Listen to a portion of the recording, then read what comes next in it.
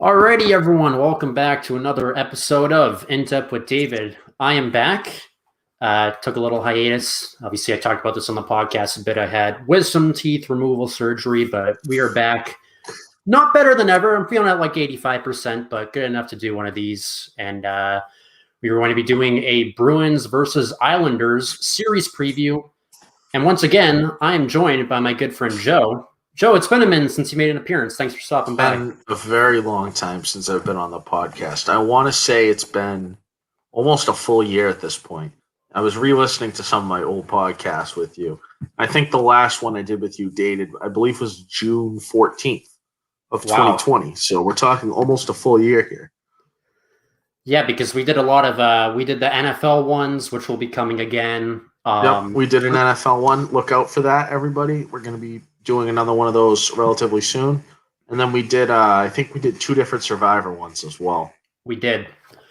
So, first question I want to ask you about this Bruins Islander series coming up is, it actually dates back to the first series, are you surprised that the Bruins took care of business against DC in 5 games? Because I'm just a casual hockey fan, and I mean, when I saw this Caps team and I looked at the roster, I'm like, okay, I know who Ovechkin is. We all do. Tom Wilson, as much as we hate him, is a talented guy. Orlov, Mantha. Are you surprised the series didn't go on any longer? I'm shocked that it was over in 5 games. Absolutely shocked. Especially once we got the first 3 games were all very close games. I mean, the Bruins lost the first one. They won the second and third one. They were all overtimes. Game 3 was a second overtime. It was very close. And then I don't know what happened, but in Game 4, like, Washington just looked slow. They looked old. They looked lethargic. They just didn't look good in games 4 and 5. I don't know what happened. And I'm glad that you're bringing this series up, David, because I'm going to do you have anything else real quick about the last series? Because there's a cool segue / tie-in into this Islanders series. No, by all means, go for it. So the Islanders are currently coached by Barry Trotz, who started out with Nashville, back when Nashville entered the league in, I want to say that was 97. The year might not be officially correct, but then Trotz was with Nashville for a long time, from like 97 through, I think it was 2014. And then starting in 2015, he went to Washington until they won the Cup in 2018. And then he went to the Islanders. And a fun fact is, in those 4 years, 15, 16, 17, and 18, Barry Trotz on the Capitals against the Bruins, his record was 12-0. The Bruins lost 12 straight games against Washington from 2015 through 2018. And even before that, the Bruins had a losing streak. They ended up having a 19-game losing streak, 19 consecutive L's against Washington from, looks like from like the middle of the 11-12 season through the end of the 18-19 season. Just loss after loss after loss against Washington. And that was mainly because of Braden Holtby. Because I'm looking at some stats here, David. And sure. Braden Holtby has played 31 career games against the Boston Bruins, and he has won 29 of them. He is allowing less than 1 goal per game, and his save percentage is .954 when he plays the Boston Bruins. So thank goodness the Islanders don't have Braden Holtby, and that's the real reason why I think we really did well against Washington, is because they don't have Holtby anymore. That man owned the Bruins. If I remember correctly, his first chance in the show was against the Bruins in a playoff series 10 years ago. Yeah, it was about 9 years ago. It was 2012 round 1. So Gotcha. The year after they won the Cup. Funny.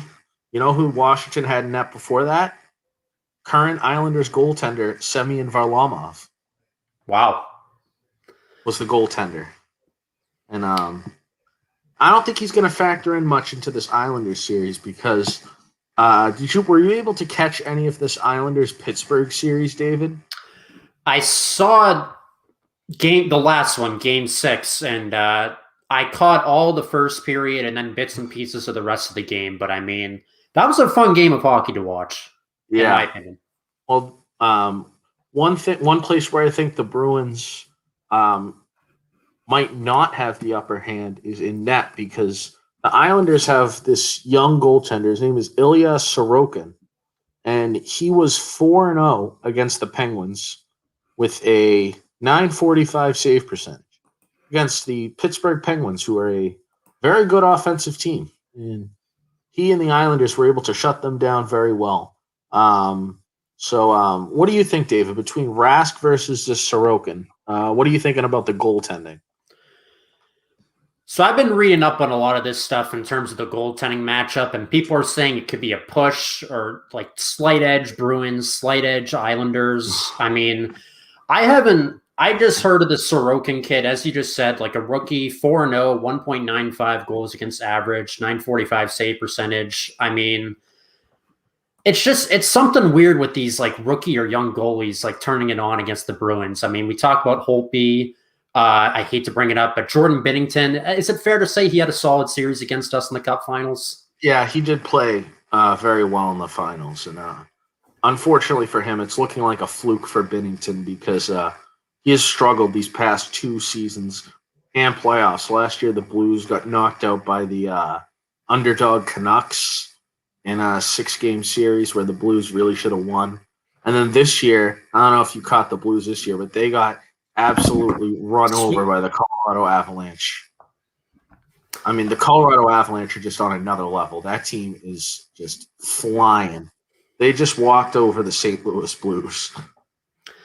So going back to the goalie thing, I guess I'll just say a push like it's even because I'm on the Rash train again. I thought he had a great series against the Caps. I can't really recount any. Maybe one of the goals, maybe the overtime goal in Game 1. You could maybe. That's what I was thinking. The Game 1, the overtime goal. I personally think he should have had that, but there are people out there who make a valid reason as to why that was not as easy as it looks. And I've never been a goaltender, so. But I agree with you overall with the goaltending. I think it's mostly a push. Maybe a slight favor to the Bruins because of the experience. But do you have any other comments about the goaltending before we move on? I just think if Tuukka can carry over what he did all of round 1, then it's going to be a good situation for the Bruins. And I mean, it's just going to be interesting to see how we attack someone like Sorokin, who's on another level. I don't know. I think it can really go either way, but I think the Bruins, from what I've been reading, it seems like people are saying Sorokin's going to have to play out of his mind in order for the Islanders to have a better chance to win the series, whereas Tuukka just needs to stay the course. That's what I've been reading in articles. And this is just me coming as a neutral hockey fan or like a fair weather fan who doesn't watch too many games during the year and pumps it up during playoffs. Yeah, I would agree with that sentiment. I mean, I also read something earlier today that Rask still has a lingering injury from his mid-season injury. It's still lingering him. He said he wasn't 100% against Washington, but I'm going to move to the defenses now. So we'll start with the Bruins defense. I mean, it's mainly been Matt Grzelcyk and Charlie McAvoy on the first pair, Mike Riley and Brandon Carlo on the second pair. And then the third pair, for a while there, David, I believe it was Clifton and Kevin Miller. Am I correct? That sounds about right. And then there was one game where Lauzon was in there. And then there was one game where Miller got hurt and Tenorti went in there. But real quick, the Bruins defense against Washington, I thought they were able to do a pretty good job in limiting Washington's offense. What do you have to say quickly here about the Bruins defense? It got better as the series went on. I talked about this in my recaps of Brian, where we were really concerned in those first couple of games in Washington, where a lot of just ridiculous odd man opportunities for the Caps in transition. And we were able to quiet that down, I think, once we got back to Boston. But I think I wasn't, blown away by the defense, but they got better in games 3, 4, and 5, in my opinion. Yeah, I would agree. The first 2 games, the defense, well, the very first game, I thought the defense didn't play well at all. I mean, one of those goals, I mean, the McAvoy broke his stick, and then they just go the other way, and the puck's in the net. And there's nothing you can do about that. But and then game 2, it got a little better, but it wasn't great. But then game 3, I thought the defense really started to turn around. And then I was worried in game 5 when Miller went out and Tenorti went in, but I have to give props to Montreal Canadiens draft pick Jaron Tenorti for playing well in game 5. Were you impressed at all with Tenorti coming in the lineup in game 5? I thought he did a solid job. I don't know too much about him. Was he like a waiver wire pickup this year for the Bruins? Yeah, so he was a first-round pick by the Canadiens in the late 2000s. I think it was 2009. Sure. And it didn't work out. He ended up in Nashville, and he played a couple years in Nashville. I think he was on Nashville's 2017 Cup team. But the Bruins picked him up on waivers earlier this season when everybody was hurt. When McAvoy was out, Carlo was out, Grzelcyk was out, Lauzon was out, Zaboral was out. And he's filled in well, you know. I think us not hearing his name is a good thing because he's really just a defensive defenseman. I mean, he's not going to be giving you this elite offense. But I just wanted to point out, I thought he played well in the one game he was in. And if he's in the lineup, I'm not going to be too concerned moving forward. I will say I liked Clifton and McAvoy were two people in that series who I really liked. I was a big fan of Clifton's shift, I think in game 4 when we were on the PK where he took a shot off the leg and he had some explosive opportunities on offense in that game. And McAvoy had some nice assists. So I liked what I saw from them, at least on the offensive side. I was definitely impressed with McAvoy. Now, I personally have never been a big Connor Clifton guy. I actually saw him live once last year before COVID when we could actually go to these arenas, and he did not look good when I saw him live. And so I've always had this negative sentiment about him. But you know what? I have to say he played very well in this Washington series, especially considering he was playing on his offside. I don't know if you know what that means, David, but he's normally a right defenseman, but he was playing on the left side with Kevin Miller on the right. So he was playing on his opposite side, and he was still able to play well. He was great on that one penalty kill you were referencing. And all around, he looks dangerous when he had the puck in the offensive zone. I thought he played really well offensively, too. I agree. Should we bring back Matt Irwin? Should we bring back Matt Irwin? I heard you ask that question to Brian. And the reason I chuckled when I saw that is because I was actually at one of the 6 games Matt Irwin played in the Boston Bruins uniform. And it was in 2015 when it was all falling off the rails for the Bruins. And they were playing a game against the powerhouse LA Kings at home at TD Garden, and they lost the game 10-1. They got absolutely smoked. Chad Ochocinco was in net. Chad Johnson was in net. And he was so bad. He got pulled, and Zane McIntyre went in net, and he was even worse. Well, that's a name I haven't heard in a while. Because real quick on Matt Irwin. Like when I saw him, I'm like, okay, just like a fresh face. Let's see what he can do. And then I vividly remember on opening night, a puck just simply like bounced off the backboard, and he like whiffed at it with his stick, and then a Sharks player or whatever came out of nowhere and just deked out of his skates. I'm like, cut him immediately. I think I remember that, but I'm going to be bringing up 2015 again later in this series. So sure. I'm going to quickly transition to the Islanders defense so before I do that, David, I have to ask you a historical hockey question real quick. Do you know what the trap is in hockey? The trap? I don't. I read something today. Are you going to talk about like a neutral zone trap? Because I read an article about that today. Not really, but I might mention it. So the trap was invented in the mid-90s by the New Jersey Devils with Marty Brodeur, and they made the game so boring because they were so good defensively in a net, where they would just pass the puck around. They would not go up the ice. It was not flashy. They'd win a lot of games like 1-0 or 2-1, or there'd be a lot of 0-0 ties because ties were a thing back in the day. And that was mainly because back in the day, you couldn't pass the puck more than two lines, the two-line pass. So, like, if you have the puck next to Tuca, you can't pass the puck past center ice. That used to be a thing. And the Islanders play kind of a watered-down version of that. You know, if you were to watch every single Islanders game, David, you would probably want to blow your brains out because it's very boring. And Fair enough. but that's and I transition because that they have a great defense. They have these two guys who have almost the same exact name, and Pelech and Pulak, who are both very good defensemen. And then they have some of these other guys like Nick Leddy's pretty good, Mayfield is good, Andy Green. They have this young kid Dobson, and so the Islanders just have a very good defense. And in terms of the defense, I think that's also going to be a push. I mean, if we compare the Bruins and Islanders defense, I mean, right now I might have a slight edge to the Islanders, but I think the Bruins defense could handle it. How did the Islanders defense perform in the Pittsburgh series?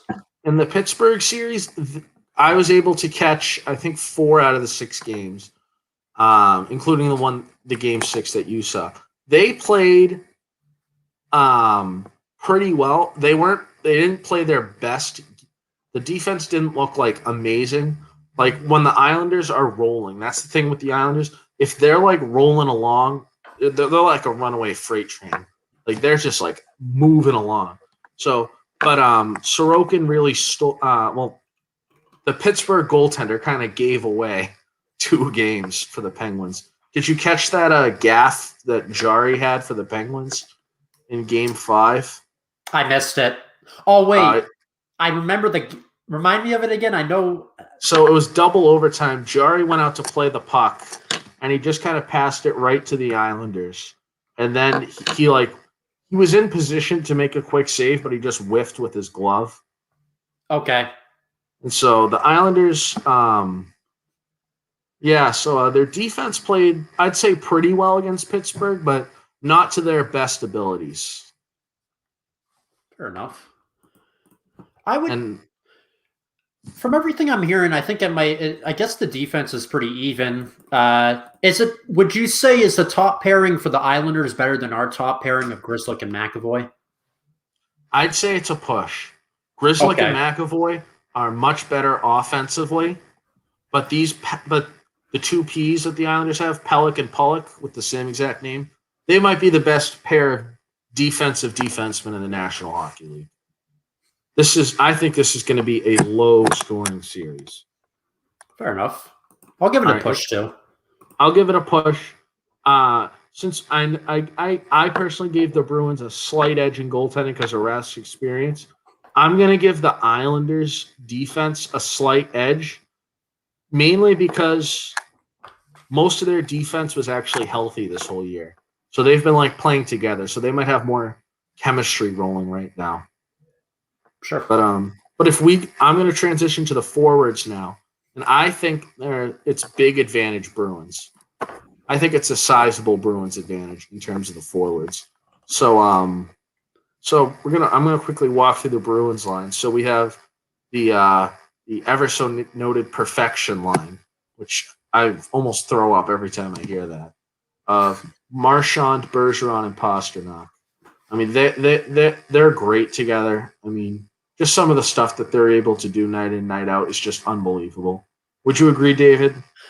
Absolutely. I mean, they're all phenomenal pairings. Obviously, Marchand was probably our best player this year from everything I've heard. Bergeron just has been able to tally 30-goal seasons year in, year out. He'd probably have more if it weren't for injuries. And I mean, always love some pasta on the menu, as I like to say. Yeah. And then the Bruins' second line, which is the Hall, Krejci, and Smith line. I mean, they were playing very well post-trade deadline. Do you recall that? I read a stat where in the 19 or 16 games they played together, they had 16, 19 goals, something like that. Yeah, I think it was 19 goals in 18 games as a line, which is awesome.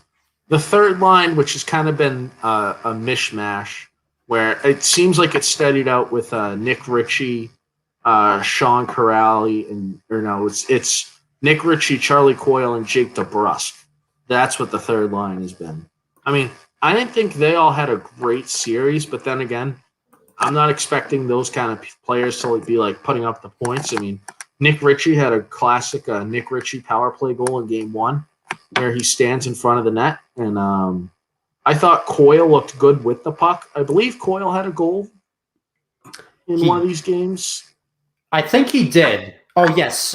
Game 4, third period. Game 4, yeah. When the Bruins kind of just like turned it on, yeah. And he had that nice play at the beginning of Game 2 where he weaved around Anderson and found DeBrusk wide open. Oh, yeah. And then that's what I was going to say. DeBrusk had a hot start to the series.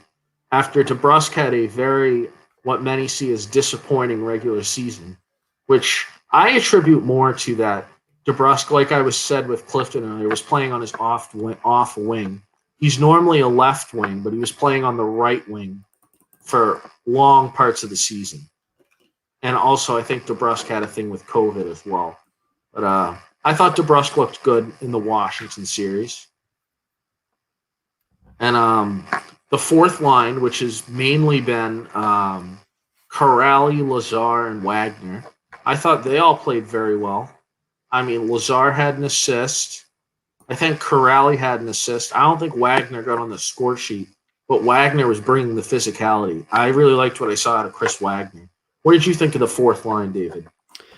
Yeah, I mean, in their limited ice time, I thought they generated good scoring opportunities. I remember second period of either Game 3 or Game 4, what you were talking about, Wagner. Really, I mean, he hit Chara on one play, and then he hit someone else in that period. So I like Wagner was going at it with he was going at it with Tom Wilson for a little bit too. Love that, and which is always good. Yeah, and then Sean Kuraly, I've always liked him since he had that coming out party in like 2017 against Ottawa in the playoffs. So, I like the fourth line. So now I'm going to transition over to the Islanders forwards, and I'm just going off a good hockey website I have here. It's called Daily Faceoff. It allows me to see the lines of each team from game to game. It's a great resource for me. So when I'm looking at the Islanders, so do you know about their fourth line? I read. You probably read something about them, right?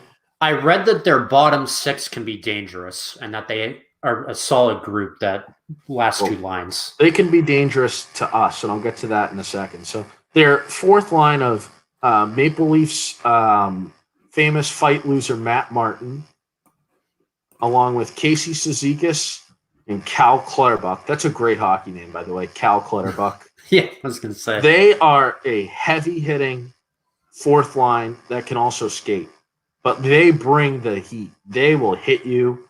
And then their third line is especially dangerous because their third line has two certified Bruins killers in John Gabriel Pajot, who just always seems to score every time you play the Bruins. And they acquired certified Bruins killer Kyle Palmieri, who out of the 8 goals he scored in the regular season, 7 of them were against the Boston Bruins. And that was with New Jersey and the Islanders. Right, I remember. So it didn't matter what team he was facing. If it was black and gold at the other end, he was scoring goals. And then they have this young kid, Wahlstrom, who was a high draft pick, but he's only in his first full season, but he could be dangerous. And then we look at their top players, David. So they have Beauvillier, Brock Nelson, Josh Bailey, Jordan Eberle. All these guys are good second-line forwards, but the big key is none of these forwards on the Islanders are special. They're not like special players that can take over a game and put the puck in the net. Where the Bruins have, I would argue, 4 of those players in Marchand, Bergeron, Pastrnak, and Taylor Hall. So, except the Islanders do have one very good player, and he's Matt Barzal. Do you know the sad tale about the Bruins and Matt Barzal? I don't. Oh, this is going to be sad. So, buckle up. You might cry. So the Bruins have a disastrous 2014-15 season where it all starts to fall off a cliff. And Peter Chiarelli is shown the door, and Don Sweeney is hired. And so Don Sweeney decides, all right, we're going to retool here.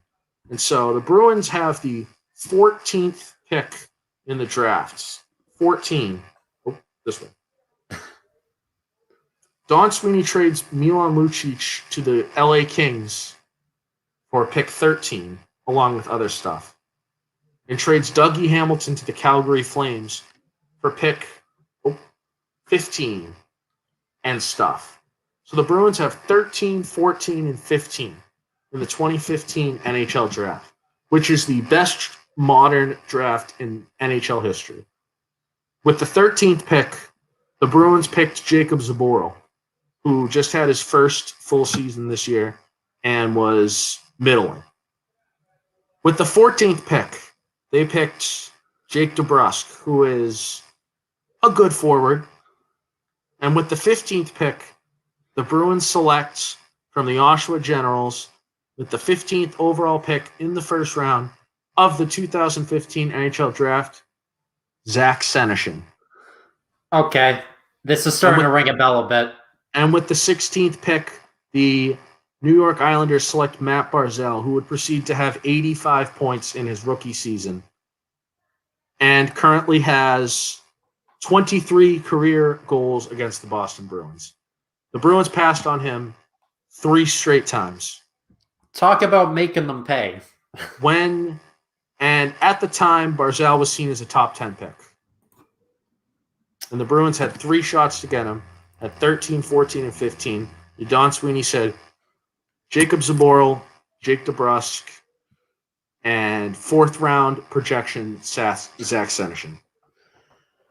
Okay. Brian alluded to this at the end of our last podcast, so it's starting to ring a bell again. But geez, I mean, talk about just sticking it to a franchise.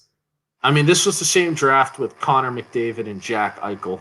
So, jeez, I mean, but the real what happened though is the Bruins tried to trade all of these picks, 3 first-round picks in a row, to move up and draft Noah Hanifin with the Carolina Hurricanes.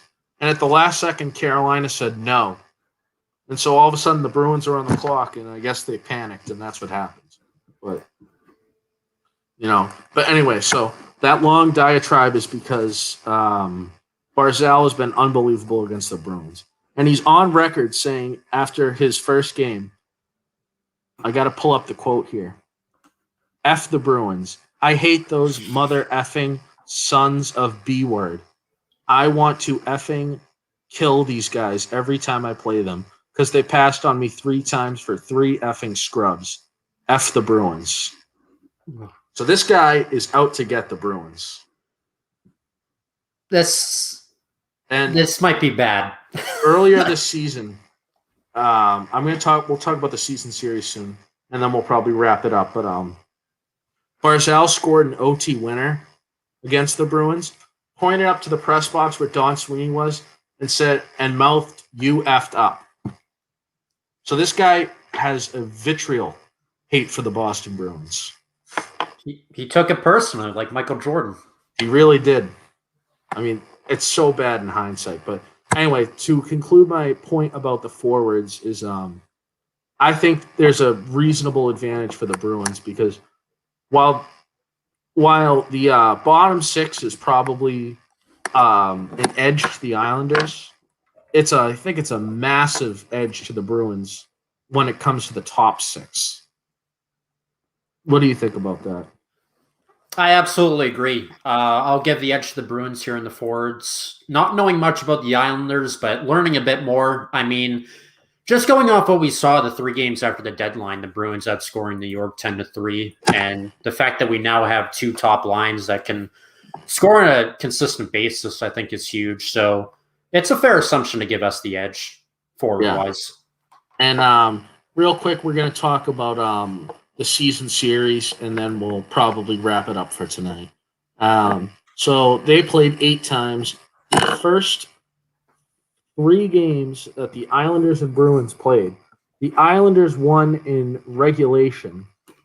And I'm going to try to pull up the scores here. I have them, actually, if you want me to. Oh, you have them? Wonderful. So Islanders won the first game 1-0. And then they won 4-2 and 7-2. Yeah, I remember that 7-2 game. That game was right in the middle of when everyone was hurt on the Bruins. Like they had like guys like Jack Ashan in the lineup. They had Steven Kampfer on the top pair in that game. Former Bruin. Current Bruins. Steve Kampfer played a bunch of games this year. And Shows what I know about hockey. Jared Tenorti and Steve Kampfer were the top pair on the defense in that game. Wow. And then I believe the next two games went to overtime. Am I right, David? So March 9th, Islanders 2-1 win in a shootout. Then the 25th of March, yeah. Islanders 4-3 overtime win. Yeah, I think that was the Barzal game where he was pointing to Don Sweeney. And then after the trade line, the Bruins played them 3 more times and really took it to them. Right. So April 15th, 4-1 Bruins. 16th, 3-0 Bruins. And then May 10th, 3-2 Bruins and OT. That was the one with Taylor Hall with the sick goal at the end. I was just going to say, yeah, I remember texting you right after that happened. Yeah. Like, what a goal. Deck the halls. That was great. Yeah. And then the final thing I want to talk about real quick is well, I know the coaching. I think the coaching is going to cancel out. I mean, Barry Trotz, he won a Stanley Cup with Washington. But, I mean, Bruce Cassidy has been terrific for the Bruins. I mean, he deserves so much credit because, for example, back in the 2016-17 season, when they fired Claude Julien on the same day that the Patriots Super Bowl parade was, the Bruins were looking so mediocre. Like, they just looked so bad. And Cassidy won, I think, 19 out of the 25 games as the interim coach. I think the record was like 19-3-3. And they snuck into the playoffs, and they ended up losing to the Cinderella Ottawa Senators. You remember that? That was the year the Senators went all the way. The Bruins lost in the first round to them. Mm-hmm. But that was a bad Bruins team. And then the next year, Cassidy just turned it on. So, do you have anything to say about about Bruce Cassidy? I think he's done a solid job. I mean, I don't know how much you're expected to do as a hockey coach versus like other sports, but I think he's stepped on and done well. I think it's similar. I think it's similar to basketball, where like if the team is failing, it's kind of more on the players than the coaching. I mean, you know, I have the same view with basketball, and I don't really watch a lot of basketball, but it's like you can only win so many games with the amount of talent that you have. You know, but I mean, there's certain plays you draw up. I mean, a lot of people wanted the Bruins power play coach fired for a long time. Because I don't know if you caught that, David, but the Bruins power play was like pretty terrible for like 3 weeks. 3 weeks this season? Yeah, there was like a 3-week stretch that was from like right before the deadline through like right before the end of the season. I think the Bruins went like 0 for 23 in a row. They didn't score on the power play, but they went because they were trying to. Most of that was them trying to incorporate Taylor Hall into the power play, and so they were trying all this stuff and it didn't work. But they went back to their bread and butter. And another thing I wanted to mention is Nick Ritchie is like Milan Lucic, where he just stands right in front of the goal on the power play. Like, it's such a throwback to see because now, right. And you also never forget in the 2011 playoffs when the Bruins power play was so abysmally bad that they were putting Zdeno Chara in front of the net on the power play. Oh my God. Fun times. Thanks, Claude. I mean, I do anything to get those 2011 vibes back. Yeah. I mean, and then real quick, I just want to touch on some around the NHL, and then we'll probably call it a night here. So, yeah, the Islanders beat Pittsburgh in 6. Tampa Bay beat Florida in 6. I don't know if you're going to have any free time soon, David, but you should try to catch the highlights. That was a wild series in the Battle of Florida between the Lightning and the Florida Panthers. Carolina just beat Nashville in 6. A lot of people thought Carolina was going to stomp on Nashville, but Nashville hung in there. We'll go to the West Division. We have Colorado just absolutely destroyed St. Louis. And looks like Minnesota and Vegas are going to a Game 7, and I believe that game is tonight, David. It is. A lot of, fun fact, David, or fun fact as of right now, because this fact could get ruined. The Minnesota Wild are 3-0 in Game 7s in their franchise history. Never lost a Game 7. Might be a good omen. They are one of the newest franchises. They were brought into the league in the year 2000. But, so sample size is small, but, hey, they've gotten it done in all their Game 7s. A lot of people expected Vegas to run over Minnesota, but, again, if you have some free time, try to catch some of those Minnesota-Vegas highlights, because Minnesota's got this kid, Kaprizov. His name's like Kirill Kaprizov, some Russian name. But he is so good. He is so good.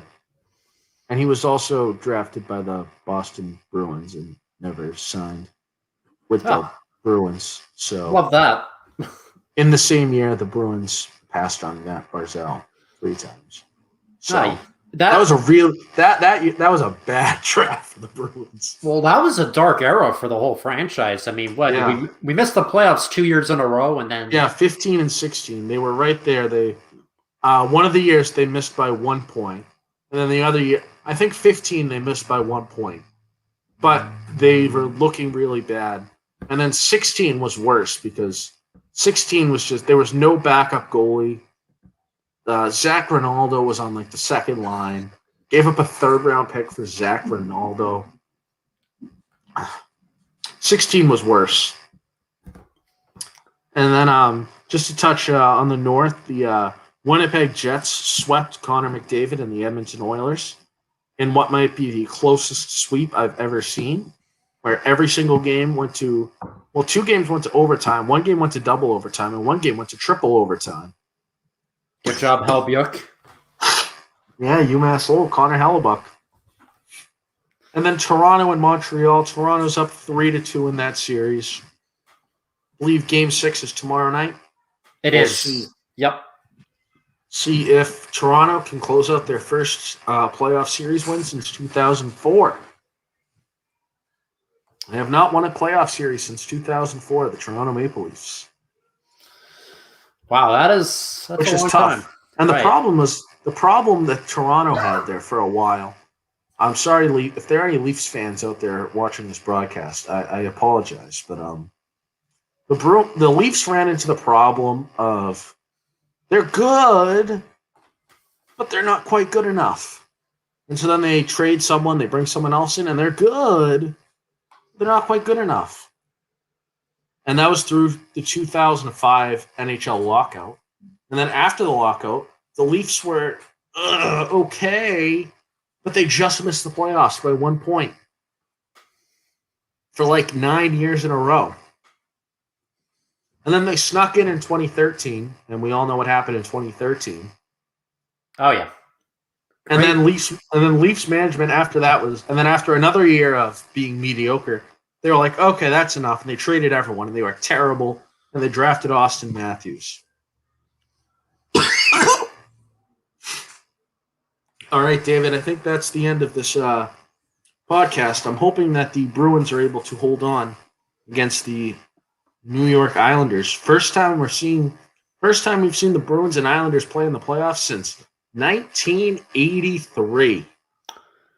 Yeah, just a couple other points I want to bring up about this series is I think some X factors for the Bruins are Pasta being more explosive because seems like he was just more of a spot shooter in the first couple of games, but he was more explosive in games 4 and 5. I mean, especially in Game 5.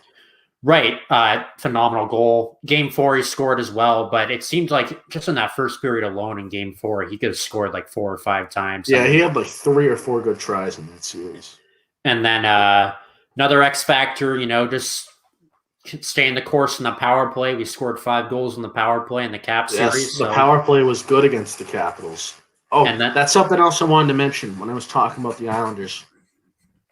Islanders are one of the least penalized teams in the NHL, and they have had the fewest power plays. Not a lot of penalties in Islanders games. That's the other thing I wanted to say. Yeah, and then the last X factor I had was not taking any more stupid penalties. I'm looking at you, Brad Marchand. Okay, so I think it was in games 2, 3, 4, and 5. Marchand got a 2-minute unsportsmanlike penalty in each of those games. In one of them was just like grabbing the shoulder as he was going for the puck. He like grabbed John Carlson's shoulder, and he got like a 2-minute penalty for that. I thought that was ridiculous. And then in another game, he was coming down the ice, or he was coming down trying to trace down one of the Washington players, and his stick tapped the shoulder, and he got like a 2-minute penalty for that. So I think he got out of those four stupid penalties. 2 of them were bad. There was one where he punched Dylan in the special spot. That was pretty bad. And then there was one where he got a 2-minute penalty out of a scrum. So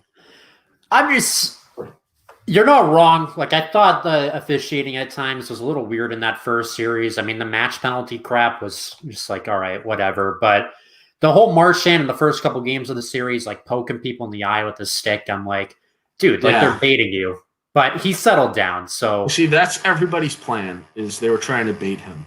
Right. I mean, that's everybody's plan. They want him to lose his top. This is his new shtick. I mean, he went from kissing people to licking them, and now he's poking them in the eye with a stick. But he just does these little things to just get under your skin. Right. He just I remember in the Columbus year when they played Columbus in 2019, in one of the games, he just stepped on someone's stick and just split it in half. and then the player on Columbus was losing it the whole game. And he got a 5-minute major penalty because he decided to board the crap out of what's his name? Oh, Noel Acciari back when he was on the Bruins. Yeah, I remember that. Noel Acciari got tripped in that game against St. Louis. Oh, yeah. In Game 5. Hashtag Acciari got tripped. Back when I was doing my orientation for college when that game happened. Really?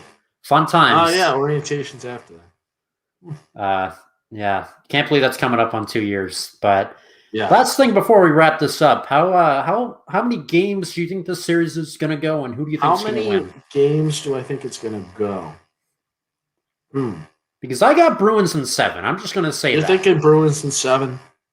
I think this is going to be an even series. I think it's going to be pretty even across the board. I think it's going to be relatively low scoring.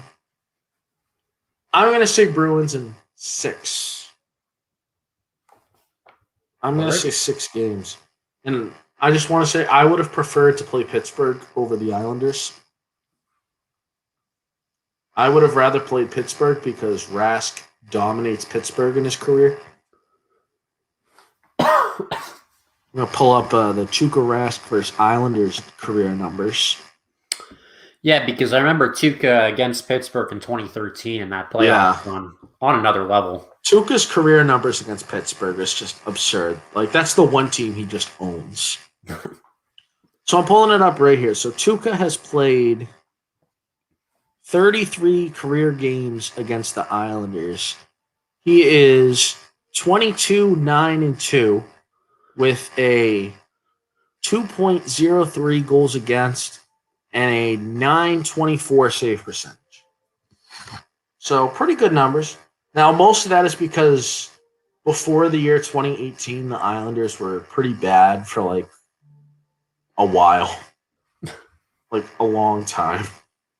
From Bruins legend Mike Milbury was the GM of the Islanders in the mid-90s, and he really just was not good. Trading away Roberto Luongo for a rental. Trading Zdeno Chara to the Senators for nothing. And The Islanders were just bad from they had a dynasty. They were really good in the early 80s. And then from the mid 90s to 2018, they were consistently one of the worst teams in the league. But now they're pretty good. And it's going to be a good series. I'm telling you.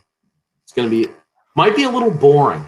Just want to give everyone out there a heads up. It might not be this exciting high scoring hockey. It might be some boring, not a lot of goals. So it'll be interesting to see what transpires. That is going to do it for this episode of In Depth with David. We just in about 45 minutes, a little over, recapped and previewed the Bruins matchup against the Islanders in the second round. It kicks off tomorrow. Exciting times here for TD Garden because full capacity or pretty close to full capacity. Yes, I believe tomorrow. The Celtics are playing tonight as well at the TD Garden. So they'll still be at 25%. Yeah, they're still at 25, but I believe tomorrow is full capacity. Yep. In accordance with Governor Charlie Baker here in Massachusetts. So that's something to look forward to as well. Yes. Just want to remind everyone to hit that like button, hit that subscribe button. We'll have more Bruins-related content coming. Celtics-related content will be coming. More Red Sox-related recaps will be coming. And we have some NFL coverage coming up as well. Right. Football content will be coming throughout the offseason and once the season begins again. Red Sox recaps will also be coming back with me and Ricky soon. Survivor recaps will be coming. Big Brother recaps will be coming once my favorite shows come back. Obviously, me and Joe did one of those, so maybe we'll do something. We've done some Survivor, but I'm not a Big Brother guy. Yeah. I watched Big Brother 21, and that was enough. Fair enough. Nothing else needs to be. Don't watch Big Brother 21, everybody. Not worth your time. I agree with that statement, but lots more content will be coming onto this channel as the summer progresses. But yeah, that is going to do it for this episode. I want to thank everyone for watching. Hope everyone has a good night. Thank you, Joe, for joining me. We'll be doing this again soon. No problem. Thanks for having me, David. Yeah, no problem. Alrighty. Talk to you guys later. See ya. Take care, everybody.